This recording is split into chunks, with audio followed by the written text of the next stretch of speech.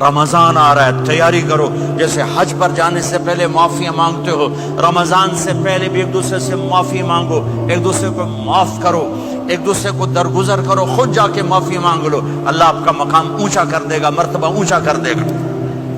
آخری رات اللہ تعالیٰ فرماتے ہیں جاؤ، تمہارے رات کی قیام اور دن کے روزے کے بدلے تمہیں سب کو معاف کر دیا.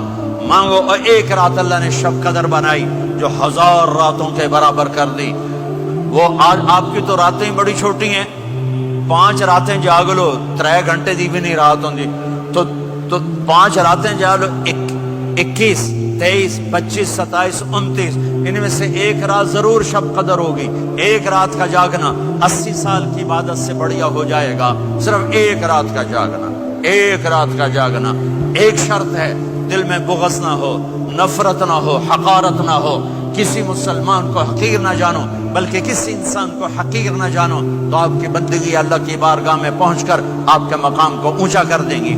تو عبادات میں ایک نماز ہے، پھر ایک روزہ ہے، پھر زکوٰۃ اور حج مالدار لوگوں کا فریضہ ہے، غریبوں کا نہیں ہے، متوسط طبقے کا نہیں ہے. تو عبادات کا جو نصاب ہے بڑا مختصر ہے.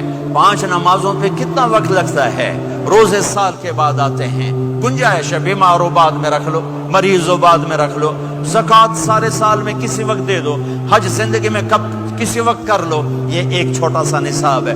دوسرا میرے نبی کی زندگی کا پہلو جسے میں ہائی لائٹ کرنا چاہتا ہوں، جو نمایاں ہے، جو روشن ہے، وہ میرے نبی کی زندگی ہے، وہ میرے نبی کے اخلاق ہیں، وہ میرے نبی کا درگزر ہے، میرے نبی کا پیغام محبت ہے. میرے نبی نے فرمایا اسلام کا سب سے مضبوط عمل کیا ہے؟ ایو اور الاسلام اوثق. صحابہ نے کہا الصلاۃ، نماز. آپ نے کہا نہیں. جہاد. آپ نے کہا نہیں. روزہ. آپ نے کہا نہیں. حج. آپ نے کہا نہیں. اسلام کا سب سے مضبوط عمل کیا ہے؟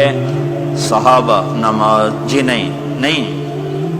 جہاد نہیں. روزہ نہیں. حج نہیں. اچھا یا رسول اللہ پھر کیا ہے؟ سنو اور سے توجہ سے. میرے نبی نے فرمایا اسلام کا سب سے مضبوط عمل آپس میں محبت کرنا ہے.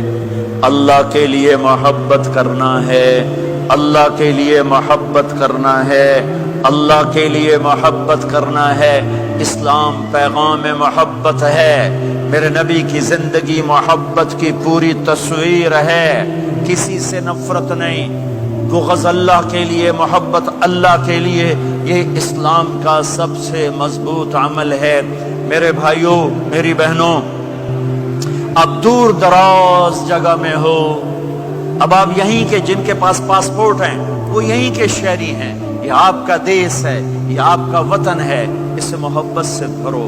پاکستان کی نفرتیں یہاں نہ زندہ کرو، ہندوستان کی نفرتیں، بنگال کی نفرتیں یہاں مت زندہ کرو.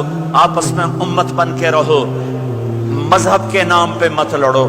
یورپ میں یہ آگ لگی ہوئی ہے، میں بہت عرصے کے بعد آیا ہوں، مجھے نہیں پتا کہ یہاں مذہبی نفرت ہے یا نہیں ہے، لیکن چونکہ یورپ میں بہت دفعہ جانا ہوتا ہے، ہر سال ہوتا ہے، وہاں یہ جھگڑے، نفرتیں، ہماری مسجد تمہاری مسجد، ان کے پیچھے نماز نہیں، ان کے پیچھے نماز نہیں، یہ تو مسلمان ہی نہیں، یہ تو گستاخ رسول ہیں، یہ وہابی ہیں، یہ کافر ہیں.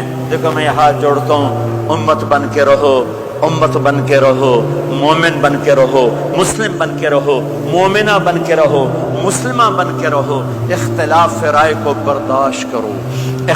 یہاں چاند کے مسئلے میں اختلاف ہوتا ہے، روزے کے ٹائم میں اختلاف ہوتا ہے. علماء سے کہتا ہوں اس اختلاف کو مٹھاؤ، جس میں سہولت ہو سارے وہ لے لو.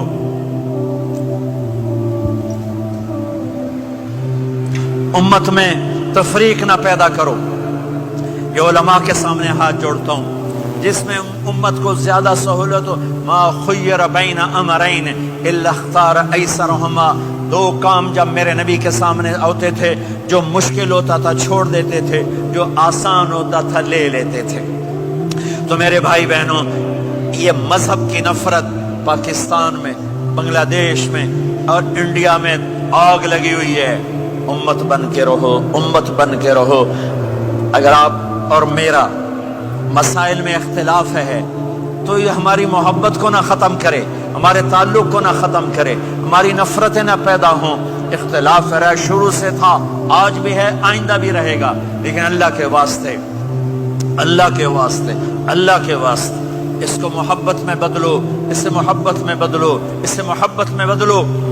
اختلاف رائے کو برداشت کرو، مذہب کے نام کی نفرت کو ہوا نہ دو، ہوا نہ دو، اس کو ٹھنڈا کرو، اس پر پانی ڈالو، اسے بھڑکاؤ نہیں، اس پر پانی ڈالو۔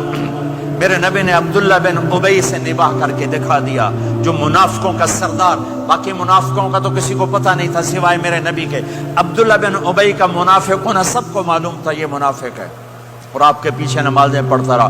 آپ نے اس کے اپنے ساتھ رکھا، ایک دن آپ پانی پی رہے تھے، عبداللہ بن ابی کے بیٹے عبداللہ پکے صحابی تھے، کہنے لگے یا رسول اللہ تھوڑا پانی تو بچا دیں۔